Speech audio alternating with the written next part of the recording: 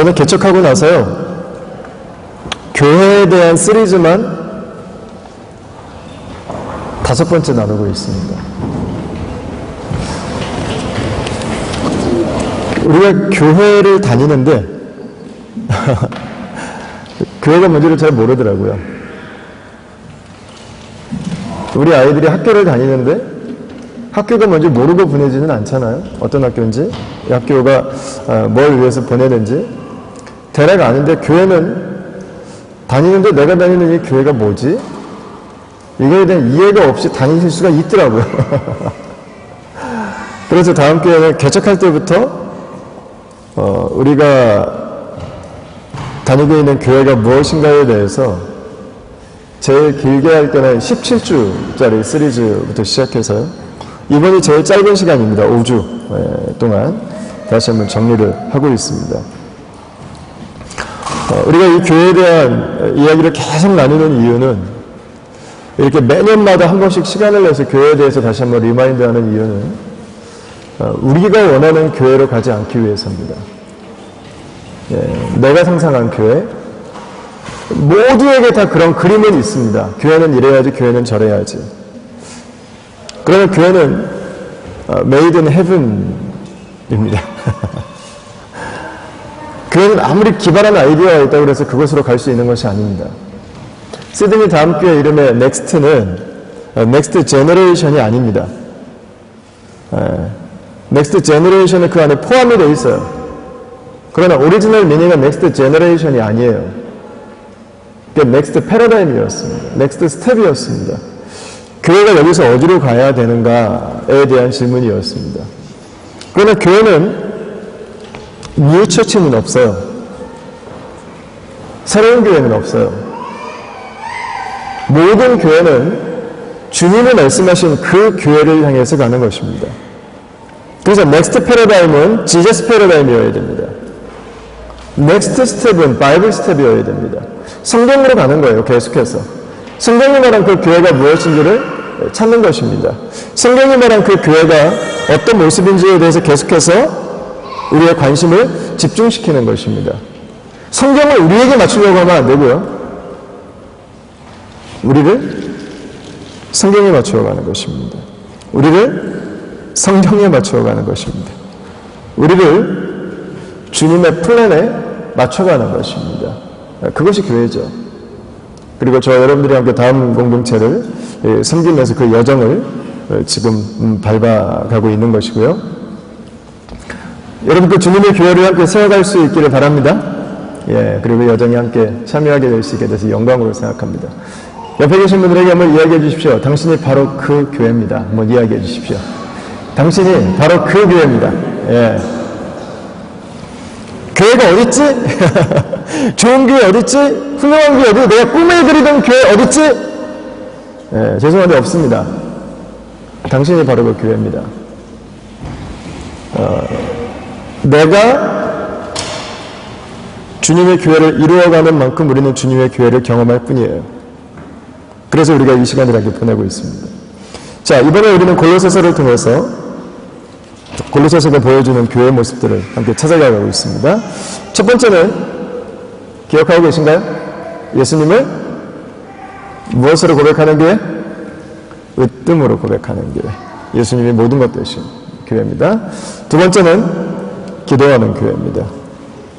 기도는 우리가 입술로 신앙을 고백하는 것이 아니라 우리의 삶으로 예수님께서 나의 모든 것 되시다고 하는 것을 고백하는 것입니다. 근데 그 교회에 기도가 죽었다라는 것은 예수님이 으뜸되시지 않는다는 거예요. 주님 대신에 무엇인가 다른 것들이 지금 장악하고 있다는 거예요. 그 공동체, 그 교회 안에 기도가 살아있다고 하는 것은 전심을 다해서 그 교회가 예수님께서 으뜸이라고 하는 것을, 우리의 모든 것이라고 하는 것을 고백하는 공동체로 오늘을 살아가는 것입니다. 세 번째, 지난주에 함께 나눴던 이야기죠. 그 교회를 위한 헌신이 있습니다. 왜 헌신합니까?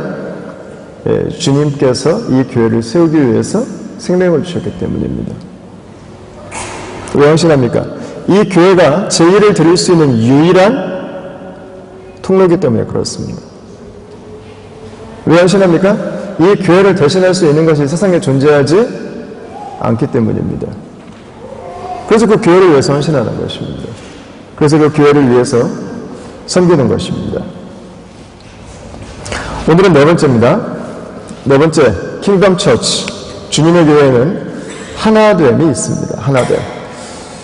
저는 오늘날 교회들이 잃어버려가고 있는 아주 너무너무 중요한 영적인 그런 분깃들, 기업들이 있다고 하는 생각들을 종종 합니다.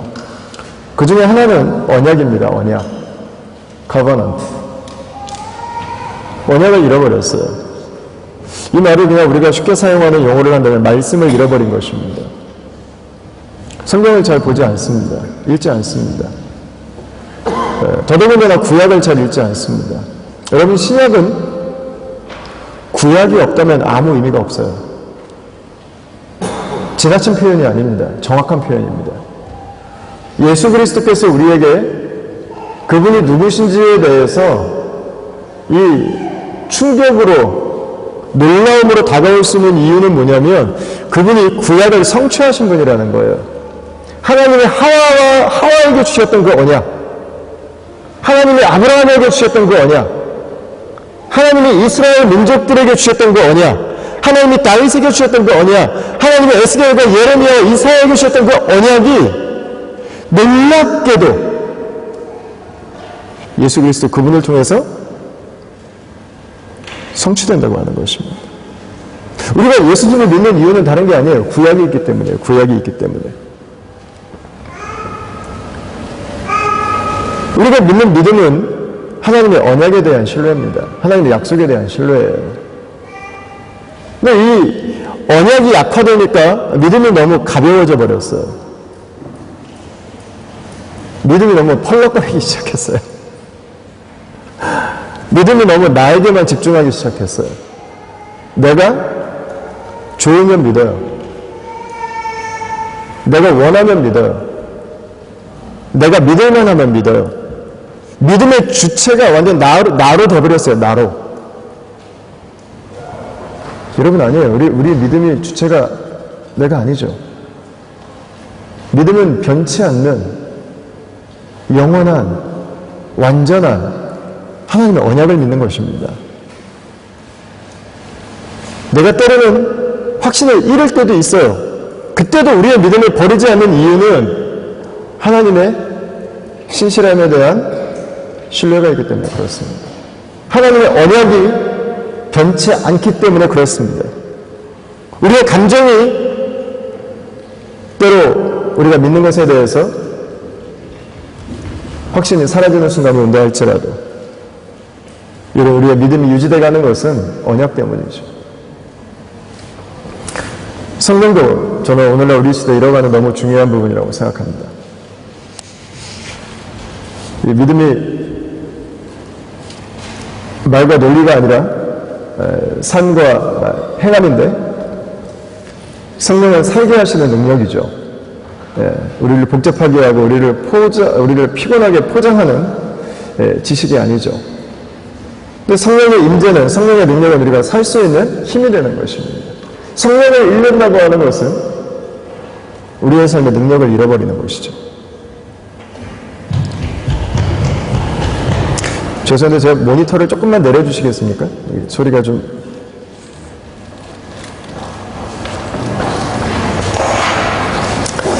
아마 그 중에서 우리가 잃어버린 가장 큰 영적 기업 중에 하나가 있다면 아마 하나됨일 거예요. 하나됨. 이 골로새서만 하더라도요, 바울은 계속해서 교회에 대해서 하나됨을 강조합니다. 15절부터 다시 한번 보시겠어요? 그리스도와 교회의 관계에 대한 사도 바울이 기록한 그 어떤 표현보다도 이 정수를 담고 있는 표현입니다. 바울은 마지막 18절을 보시면 그는 몸인 교회의 머리시라 이렇게 표현을 하고 있습니다. 교회를 예수님의 몸이다 이렇게 이야기를 했습니다. 두 가지 의미가 있습니다. 첫 번째는 삼위일체 하나님의 한 바디이신 예수님께서 그 교회의 머리가 되신다고 하는 의미가 있고요. 또 하나는 교회가 예수님의 몸이라고 하는 것은 그 몸은 하나라고 하는 것입니다. 그 몸은 나누어 둘 수 없다고 하는 것입니다. 몸이라고 하는 이미지는 그렇게 어렵고 복잡하지 않습니다. 하나예요, 하나. 몸은 하나로 있으면 살아요. 근데 몸이 잘리면 어떻게 되죠? 몸이 잘리면 죽습니다. 너무 쉬워서요, 근데. 몸이 잘리면 죽습니다. 그죠? 우리는 잘려있는 몸을 생명체라고 말하지 않습니다. 시체라고 말합니다. 생명이 없어요. 교회는 하나예요, 하나. 내가 하나가 아니라고 부인해도 하나예요. 내가 형하고 싸워가지고 형하고 나는 앞으로 영원히 남남이야 그래도 이미 호적이 하나예요. 이미 한 가족이라고요. 부인할 수 없다고요. 골로새서 2장 1절에서도 같은 이야기를 합니다. 골로새서 2장 19절에서도 같은 이야기를 합니다. 자, 2장 19절 한번 보십시오. 머리를 붙들지 아니하는지라 온 몸이 머리로 말미암아 마디와 힘줄로 공급함을 받고 연합하여 하나님을 자라게 하심으로 자라느니라. 이렇게 말씀하고 있습니다. 우리는 하나님과 연합되었습니다. 그리스도로 말미암아서요. 하나님과 연합된 사람들은 동시에 다른 형제와 자매들과도 하나가 됩니다. 나는 하나님을 너무 사랑해요. 나는 하나님에 대해서 너무 많은 걸 알고 있어요. 그런데 사람들과 연합되지를 못해요. 여러분, 그것을 두고 성경은 당신이 성숙해가고 있다고, 당신이 자라간다고 말하지 않습니다. 우리가 하나님을 향해서 자라간다면 우리의 자람은 반드시 우리의 관계를 향한 자람이 포함이 되어 있습니다. 우리의 성숙은 전인적인 것입니다. 우리가 자란다면 모든 것이 함께 자라는 거예요. 위로는 하나님께 자라고요. 옆으로는 형제 자매들에게 자랍니다. 밑으로는 가장 낮은 곳까지도 내려갈 수 있는 우리의 겸손이 자랍니다. 그리고 안으로는 우리의 내면이 예수님을 닮은 모습으로 자라게 됩니다. 그래서 우리가 하나님을 예배한다, 우리가 하나님 안에서 자라간다 라고 말할 때는 하나만 말할 수 없는 것입니다. 다 함께 연결되어 있는 것입니다. 오늘 우리가 읽은 본문에는 바울의 그 동역자 그룹들이 나오고 있습니다. 바울의 사역팀이죠, 일종의. 바울의 공동체고요. 바울의 사역팀의 그 팀워크를 오늘 우리에게 바울이 보여주고 있습니다. 오늘 말씀 중에 첫 번째로 나오는 사람이 7절에 보시면 두기고라는 사람입니다. 두기고. 7절 말씀을 같이 한번 읽어보겠습니다. 시작. 두기고가 내 사정을 다 너희에게 알려주리니 그는 사랑받는 형제요 신실한 일꾼이요 주 안에서 함께 종이 된 자니라. 아멘. 여러분, 바울의 이 동역자 그룹은 멋진 공동체를 이루었습니다. 바울의 사역은 이 람보의 이 코만도의 멋진 슈퍼스타의 사역이 아니었습니다. 바울의 사역은 팀워크였습니다. 그 공동체가 그 일들을 함께 이루어갔던 것입니다. 그 공동체 안에 어떤 일들이 있었는가? 어떤 모습들이 그 공동체가 하나 되어서 그렇게 기가 막힌 하나님 나라의 일들을 이루어갈 수 있었는가? 첫 번째 바울이 소개하는 사람은 두기고입니다.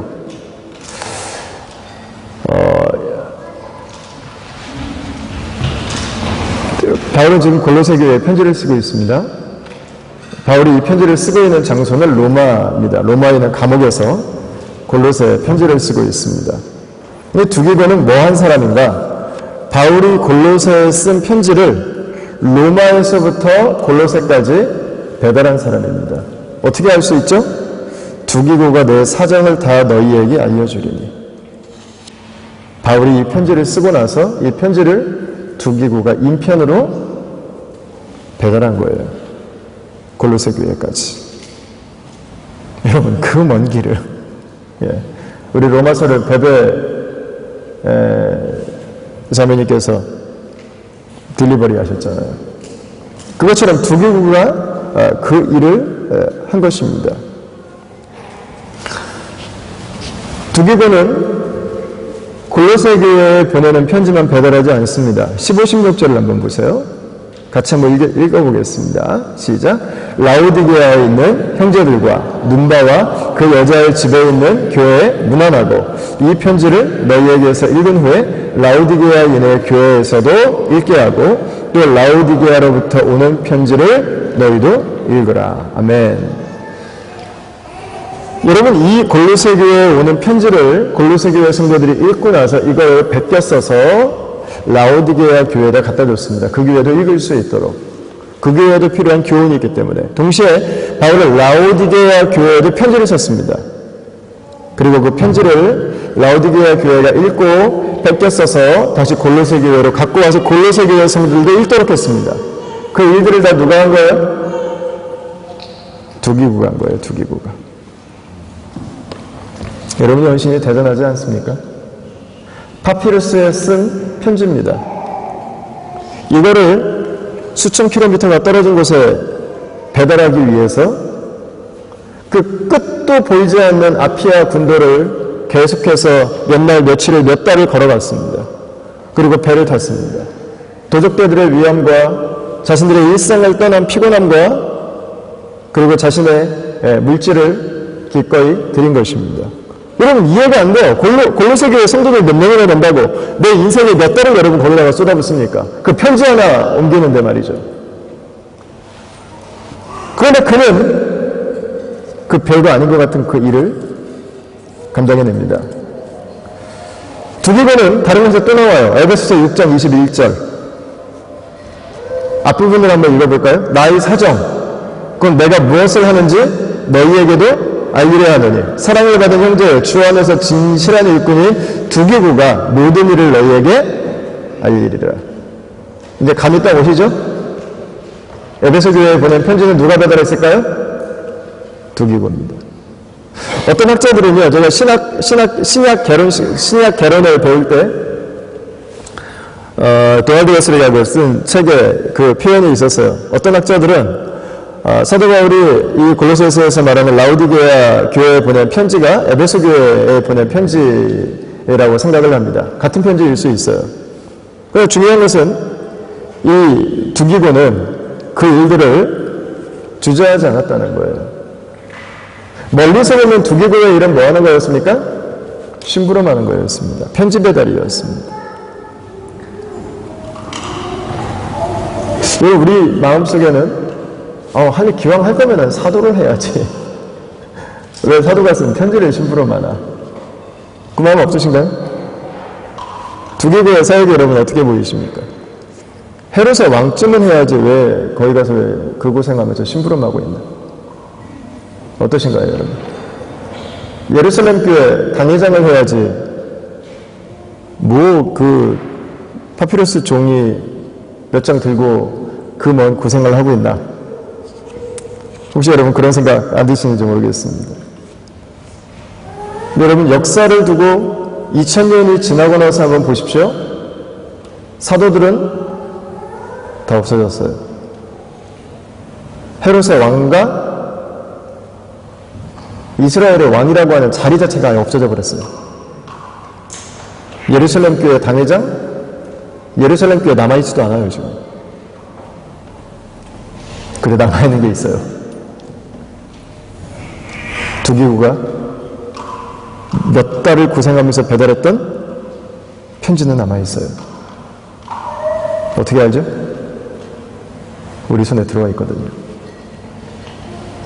그 편지가 교회를 세웠어요.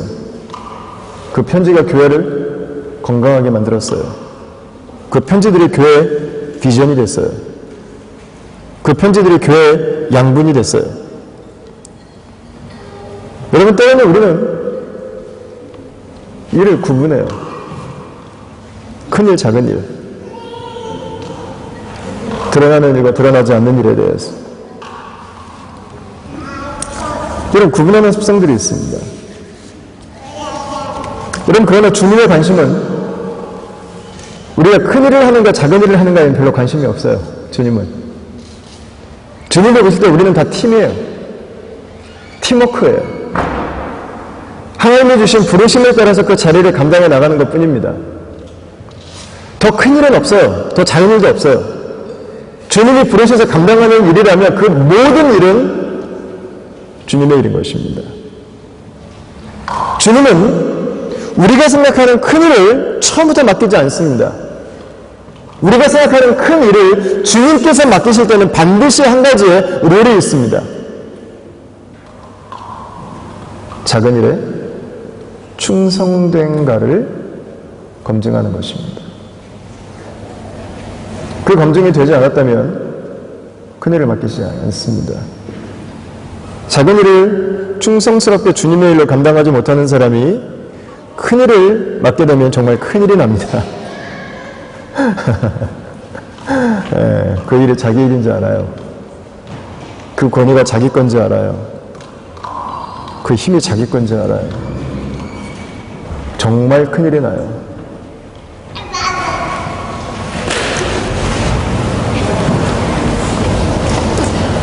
예수님께서 달란트 비유를 봐도 말씀하시잖아요. 5달란트, 2달란트 남겼던 사람들이 예수님 앞에 오니까 예수님께서 하시는 말씀이 뭐였어요? 너희가 작은 일에 충성했다는 거예요. 작은 일에 충성했다. 사실 그거 작은 일 아니에요. 굉장히 큰 일이에요. 2달란트, 5달란트는요, 어마어마한 액수예요. 큰 비즈니스예요. 근데 예수님이 보실 때는요, 하나님 보실 때는요, 그거 작은 일이에요. 하나님 보실 때는요, 다 작아요. 큰 일은 하나님이 하시는 거예요. 우리는 다 그 부분을 섬기는 것입니다. 저는 가끔 하는 생각 중에 하나가 한국 사람들은 작은 나라에서 태어나서 그런지 작은 것에 대해서 유독 열등감이 좀 있다는 거예요. 다 커야 좋아합니다.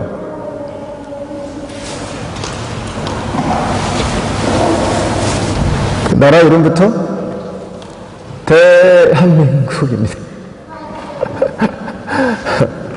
중국 가니까는 저 동네 하천에 있는 다리도 한강대교보다 길더라고요. 예. 근데 우리는 한강에 있는 다리들에다가 다 대자를 붙여놨어요. 중국 가보니까 그 대자를 띄어야 될 것 같더라고요. 소교로 바뀌어야 되나, 소자로.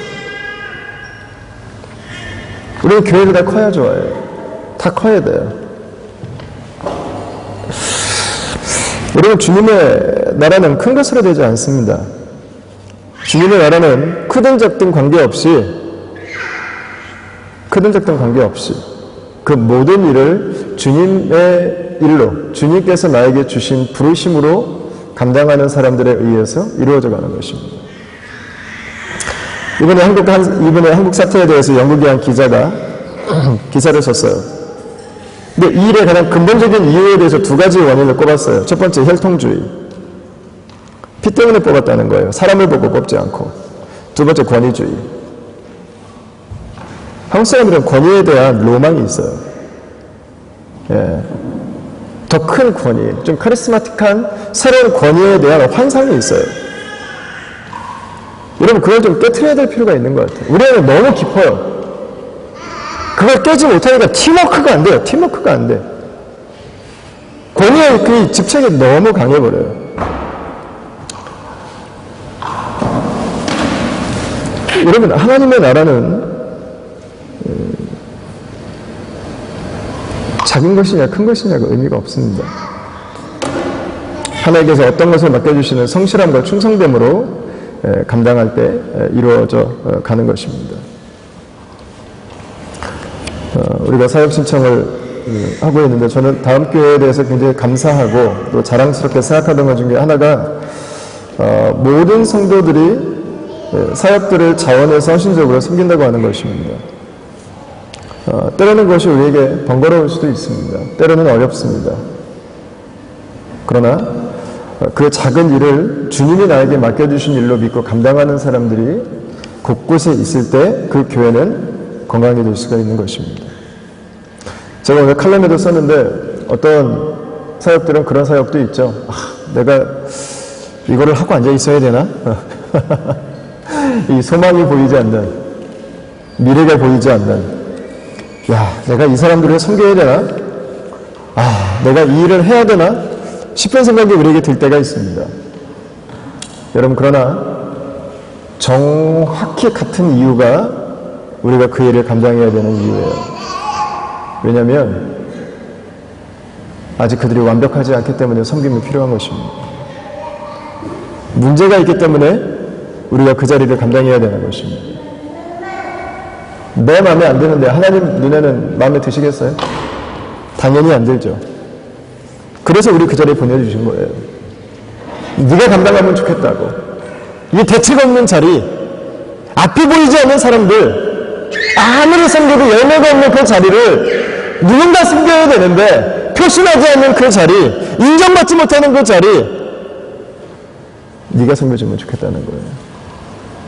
여러분, 주님께서 우리를 그래서 부르신 것입니다. 그래서 여러분, 2017년 한 해도 크든 작든 관계없이, 열매가 있든 없든 관계없이, 인정과 박수가 있든 없든 관계없이, 여러분 주님 안에서 주께서 우리에게 맡기신 그 자리들을 온전히 감당해 나갈 수 있게 되기를 바랍니다.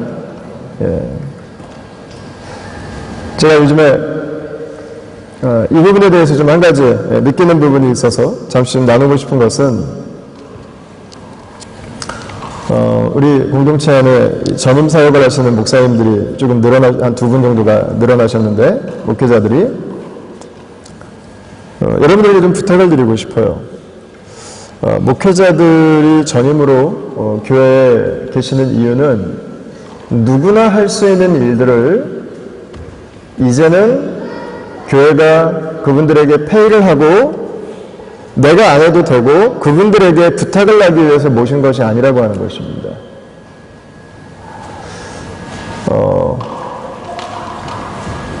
가끔씩 보면 성도들이 책임감을 가지고 섬겨야 되는 부분들을 목회자들에게 부탁하시더라고요. 여러분, 목회자들은 다 뛰어요. 다 섬겨요. 목회자들이 못할 일이 뭐가 있겠어요. 교회를 위해서 부르심 받은 사람인데. 근데 여러분, 5년 뒤를 한번 생각해 보세요. 5년 뒤를. 성도들이 월급을 주고 목회자를 하여하는 구조를 우리가 만들어가야 될 것인가. 예. 여러분, 우리 그런 교회 하지 말자고 개척할 때부터 온 거 아니에요, 지금? 모든 성도들이 제자고 주님께서 우리에게 그분의 사역을 맡기셨고, 여러분, 우리 그걸 위해서 지금까지 달려왔잖아요. 너무 당연한 성도들의 자리들을 목회자들에게 다 이야기를 하시더라고요. 여러분, 이건 제가 여러분들에게 부탁드리고 싶어요. 목회자들이 말씀 연구를 제대로 하지 않는다, 그럼 얘기하세요. 목회자들이 기도의 자리를 지키지 않는다, 그럼 얘기하세요. 목회자들이 목자의 마음이 없다, 그럼 이야기하세요. 목회자들이 교회를 어떻게 섬겨야 될지 모른다, 그럼 얘기하세요. 여러분, 그러나 내가 할 수 있는 일들을, 성도들이 얼마든지 할 수 있는 일들을 목회자들에게 맡기지 마세요. 다 땔감으로 만들어서 떼버리다가 끝나는 거예요. 여러분, 한국교회 왜 교회 안에 큰 인물들이 안 나오는지 아세요? 사역자들이 너무 바빠요. 너무 바빠. 자잘한 일들로.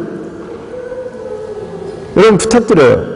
목회자들이 말씀 연구할 수 있는 시간을 다 쪼개서, 목회자들이 기도해야 되는 시간을 다 잘라서 목회자들이 연구해야 되는 시간을 여기저기 다 나눠서 사용하게 되면은요, 5년 뒤, 10년 뒤에 손해는 고스란히 성도들에게 와요. 성도들은 뒤로 물러나서 레이드백하고 목회자들만 죽도록 뛰는 구조의 교회는 이런 미래가 없어요. 소망이 없어요. 여러분, 우리 그 교회 안 하자고 지금까지 왔잖아요. 이 얘기 길게 하려고 한 거 아닌데 죄송해요. 예, 제 마음에 좀 깊이 남았나 봐요. 예. 목회자들의 자리를 여러분 지킬 수 있게 해주세요. 이건 성도의 성숙이에요. 성도의 성숙. 시간이 있는데 딴짓한다, 그러면 저한테 얘기하세요. 예. 말씀을 온전히 가르쳐야 되는데 그걸 맨날 죽순다, 그럼 저한테 얘기하세요. 그럼 여러분들이 감당해야 될 자리들, 여러분들이 할 수 있는 일들을 여러분 백업으로 목회자들을 두지 마세요. 여러분들의 땜빵으로 목회자들을 사용하지 마세요. 예. 그럼 교회가 불행해져요. 교회가 불행해져. 그리고 한국교회 5년 뒤, 10년 뒤 미래 교회를 망쳐버리는 일입니다. 그렇게 해주실 거죠? 그렇죠? 예.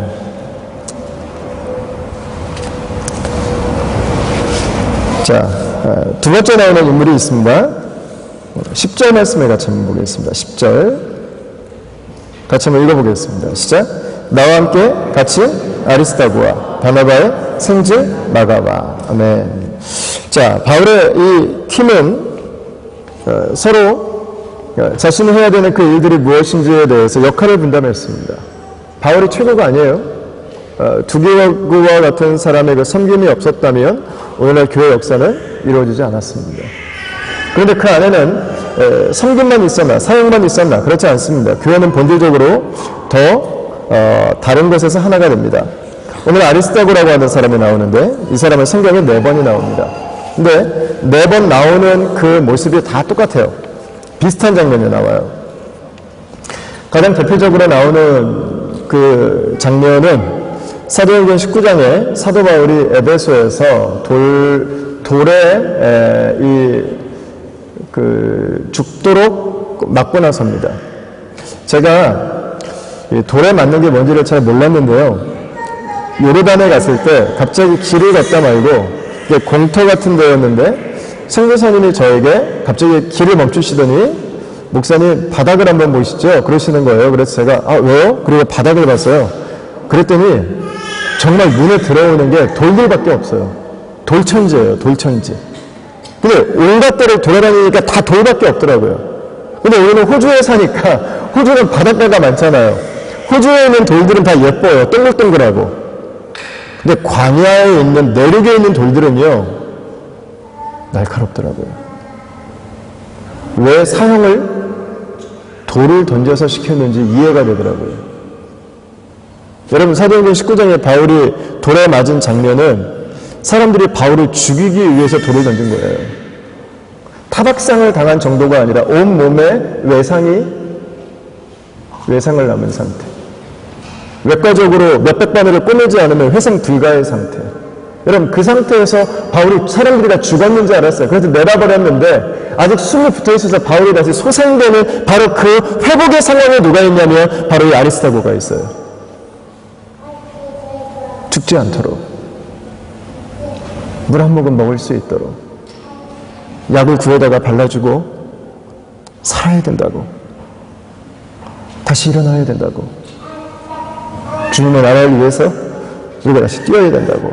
여러분 그 격려를 그 돌봄을 그 먹여주고 옆에서 자신의 시간과 자신의 에너지를 쏟아준 사람이 누구였냐면 바로 이 아리스다고였습니다. 여러분 우리는 성경을 읽으면서 우리는 바울에 대해서 굉장히 크게 생각합니다. 맞아요. 바울은 굉장한 리더십입니다. 그는 굉장한 사람이었습니다. 바울이 없었다면 아마 그 초대교회의 위대한 역사는 우리가 보지 못했을 것입니다. 그러나 바울은 자신이 혼자 그 일을 감당한 것이 아니었다는 것입니다. 바울 주변에는 바울이 계속해서 지치지 않는 에너지를 가지고 그의 그 끝이 보이지 않는 헌신의 강도를 약화시키지 않으면서 뛰어갈 수 있는 수많은 격려자들이 있었어요.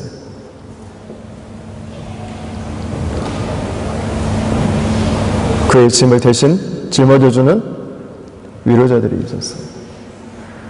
그가 아플 때 그의 손을 잡아주는, 그가 못 먹고 배가 고플 때 그를 챙겨주는 사람들이 있었다고 하는 것입니다. 오늘 우리가 읽은 말씀 중에 11절을 한번 보세요. 같이 한번 읽어보겠습니다. 이런 사람들이 나의 위로가 되었느니라. 아멘. 여러분 사도 바울은 아이언맨이 아닙니다. 우리가 잘 아는 것처럼 그냥 간질이 있었던 사람입니다. 제 동생이 있었는데 제가 6학년 때 하나님 먼저 천국으로 부르셨어요. 그 아이가 간질이 있었어요. 제가 간질이 얼마나 무서운 병인지를 어릴 때부터 보고 자랐어요. 여러분 우리가 생각하는 그 위대한 일을 감당했던 바울에게는 믿기지 않는 연약함이 그의 존재 안에 새겨져 있었던 것입니다. 여러분 그는 로마의 운명을 바꿀 것처럼 달렸습니다. 그러나 그는 인간이었습니다. 그는 질병이 있었고 자신의 한계로 인해서 힘겹고 핍박으로 인해서 무너질 수 있는 상황이 그는 수도 없이 많았습니다. 여기까지, 내 한계는 여기까지야. 상황이 여기까지야.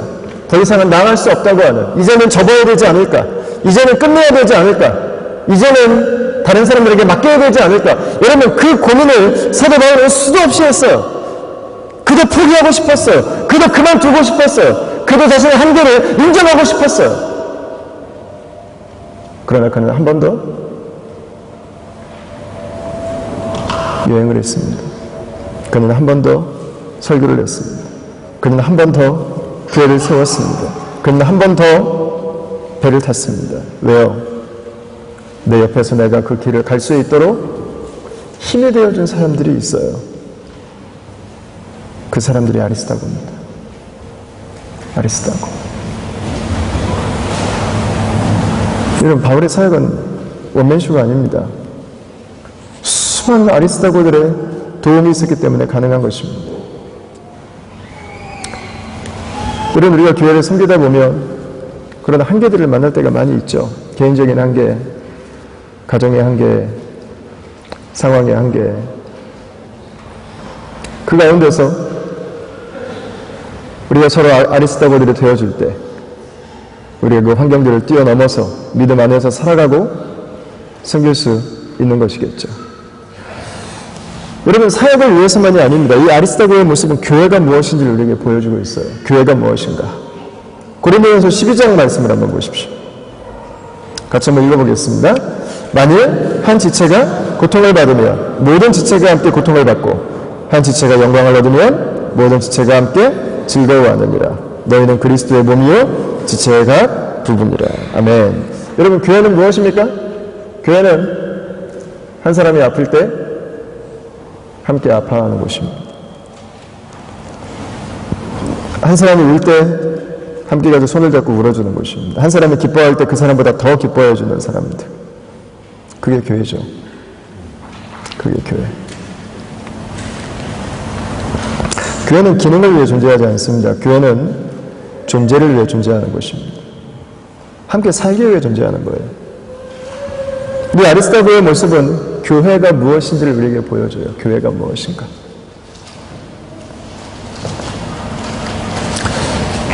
이랜드 사목으로 오랫동안 섬기셨고 지금은 교회를 개척하셔서 9년째 섬기고 계신 우리 방선기 목사님이라고 하는 분이 계세요.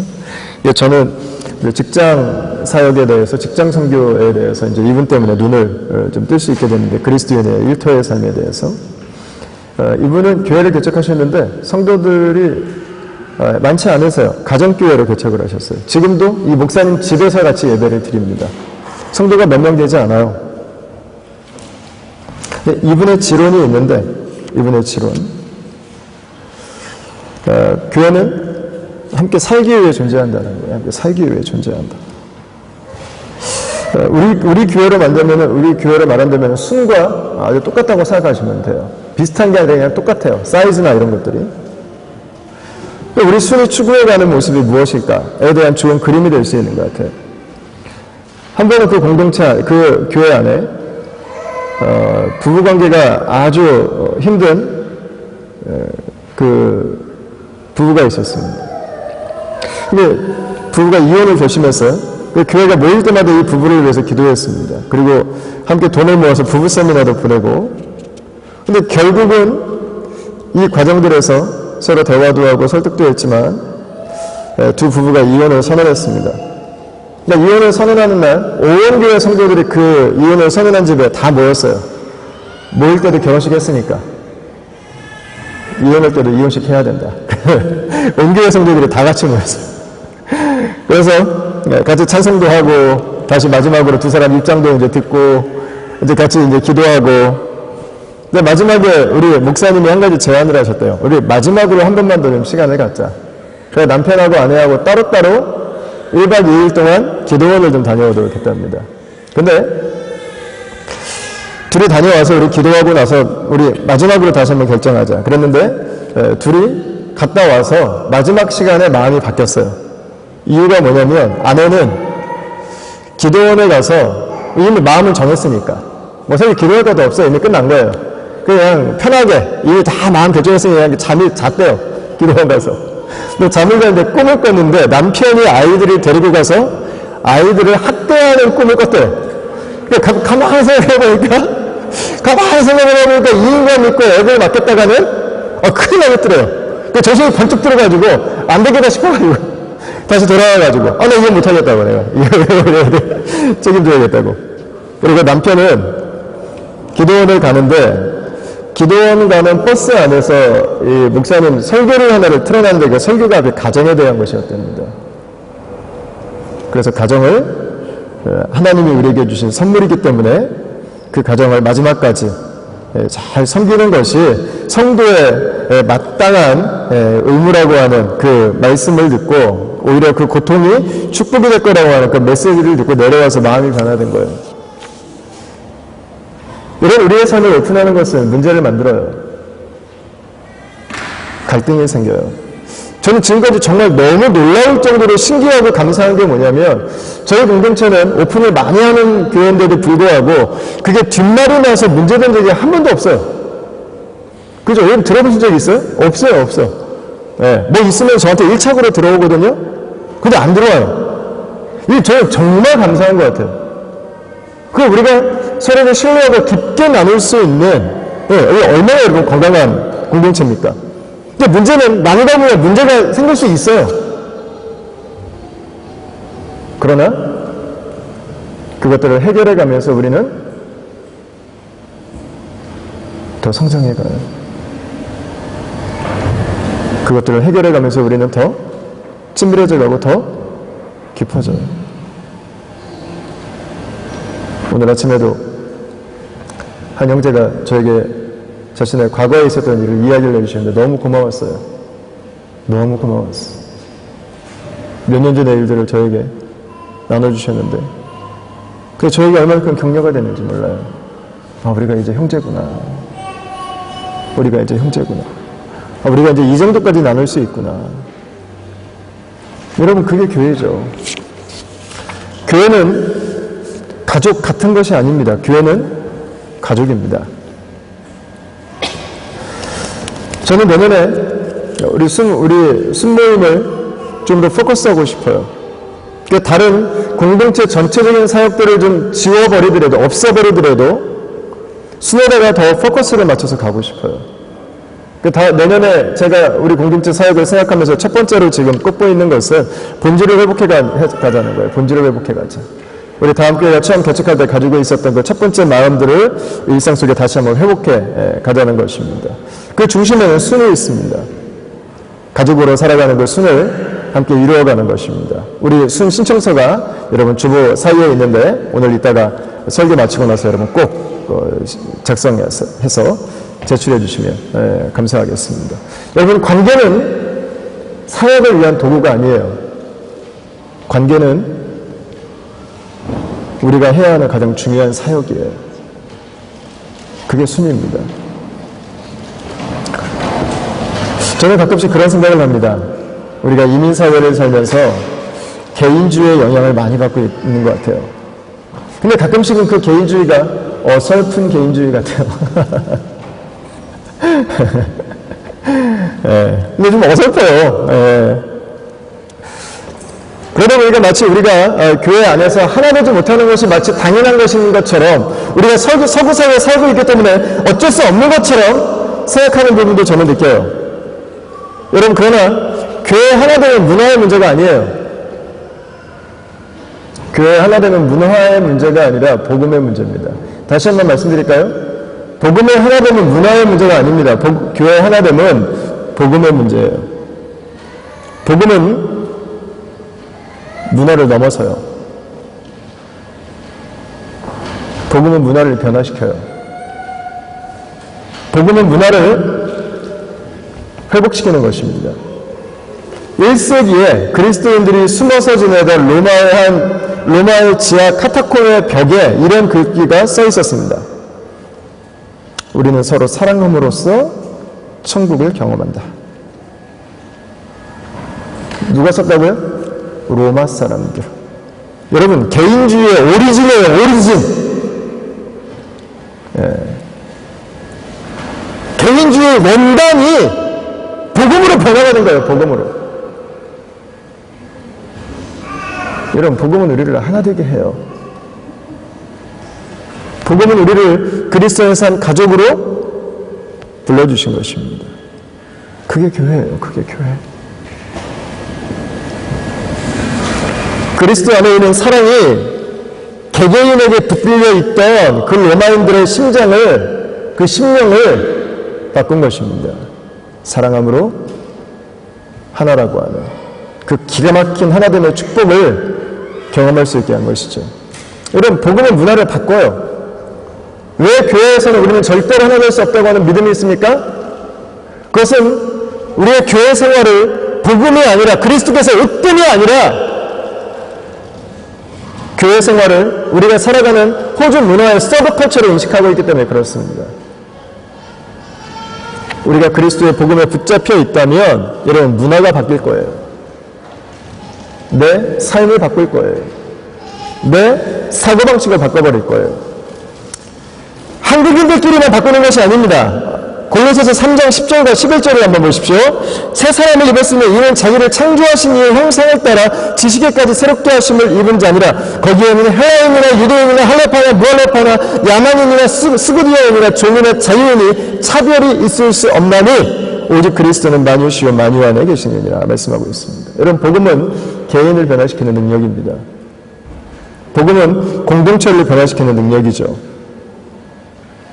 근데 이 복음은 민족을 초월해버려요. 이 부분에 대해서는 제가 다음 주에 마지막 5번째 킹덤 처치에 대해서 좀 나눌 때 조금 더 나누도록 하겠습니다. 이런 복음은 우리를 서브컬처 안에 머물러 있도록 하지 않습니다. 복음은 우리로 하여금 문화를 넘어버리게 만들어요. 문화를 극복해요. 대한 문화를 만들어요. 민족을 넘어서요. 우리 한계 안에 갇혀있지 않은 것입니다. 저는 우리 다음 교회가 저는 보고 가야 되는 것도 저는 이곳이라고 믿어요. 코리안 미니스트리가 이 안에 존재하지만 동시에 우리가 코리안 오스트레일리언으로 이 땅을 살아가면서 이 땅에 존재하는 수많은 다민족들에게 복음을 전하는 것은 코리안 처치의 부르심입니다. 여러분, 이 디아스포라로 우리가 이 땅에 이렇게 수많은 300개, 400개가 되는 교회가 시드니에 존재해야 되는 이유는 우리들만의 서브컬처를 열심히 만들어내라는 것은 아닙니다. 이 복음은 차이니즈에게도 필요하고, 베트남 사람들에게도 필요하고, 아랍 사람들에게도 필요하고, 수단 사람들에게도 필요하고, 이 도시에 살고 있는 모든 민족들에게 필요하기 때문에 그렇습니다. 주님은 그것을 보시고 한인교회들을 이 땅에 부르신 것입니다. 오늘 오전에 에픽 공동체와 코너스턴 교회하고 연합 예배를 드렸어요. 얼마나 감사한지 모르겠어요. 저는 다음 교회를 이름을 붙인다면, 저는 순회다가 이름을 붙인다면 저는 가족교회라고 붙이고 싶어요. 가족교회. 다음 가족교회. 가족입니다. 가족. 제가 했던 경험 하나를 좀 나누고 마치도록 하면 좋겠습니다. 한 형제 부부가 너무 어려운 일을 당했습니다. 두 사람이 도무지 감당할 수 없는 일이었습니다. 저하고 아내에게 도움 요청이 왔습니다. 그러니까 굉장히 바쁜 날이었어요. 밤에 신방을 했습니다. 함께 많이 울었습니다.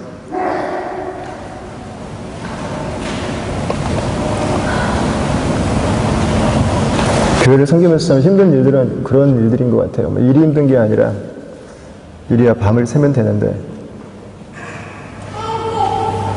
뭐 어떻게 할 수 없는 상황들은 정말 답이 나오질 않는 것 같아요. 너무 마음이 아프고 너무 힘들고, 근데 사실 그날 제가 굉장히 피곤했어요. 그래서 그 부부는 너무 지금 진지한 상황인데 제가 너무 피곤해서 같이 시간을 보내고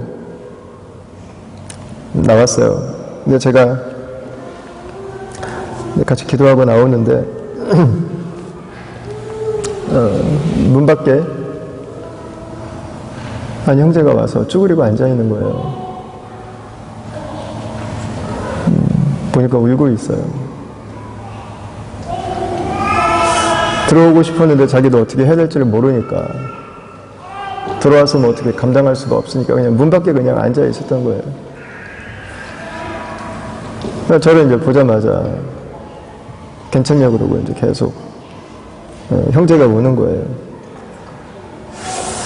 저는 그냥 무슨 생각을 했냐면요. 나는 목사로 이 부부를 찾아왔는데 이 형제는 목자의 마음을 가지고 이 부부를 찾아왔구나.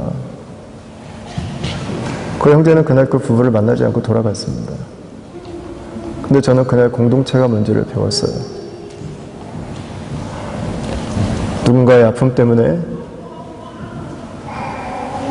그 늦은 시간에 얼굴을 만나지도 못했음에도 불구하고 문 밖에 앉아서 그 부부를 위해서 기도해주고 있던 그 형제의 모습. 이게 공동체가 아닐까. 이게 주님께서 우리에게 함께 살아가라고 주신 그 교회의 모습이 아닐까. 이런 그 한 사람 한 사람들의 서로를 향한 사랑이 만나고 서로를 향한 헌신이 만나서 여러분 교회를 우리가 경험하고 교회를 이루어가는 거겠죠. 공동체를 이루어가는 것은 어려운 일일 수 있습니다. 그러나 공동체보다 더 큰 축복은 존재하지 않습니다. 우리가 공동체를 이루기 위해서 지불하는 대가는 우리가 공동체를 통해서 누릴 수 있는 축복과는 비교할 수 없는 것입니다. 여러분 내년 한 해도 올 한 해처럼 우리 가운데 부어주신 그리스도의 사랑으로 함께 사랑하면서 살아가면 좋겠습니다. 더 많은 일이 아니라 더 많이 사랑해주면 좋겠어요.